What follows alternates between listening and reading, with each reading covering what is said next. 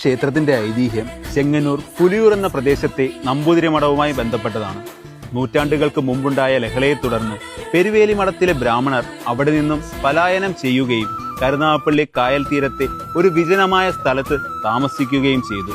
അക്കൂട്ടത്തിലുണ്ടായിരുന്ന ഒരു ബ്രാഹ്മണ ശ്രേഷ്ഠൻ ധ്യാനത്തിൽ മുഴുകവേ ഏതോ ഒരു ദിവ്യവസ്തു സിറയിൽ മുങ്ങിത്താഴുന്നത് സമീപവാസിയും ദേവിദാസിയും കൂടിയായ സ്ത്രീ കാണുകയും ഭയപ്പാടോടെ ആ വിവരം ബ്രാഹ്മണ ശ്രേഷ്ഠനെ അറിയിക്കുകയും ചെയ്തു.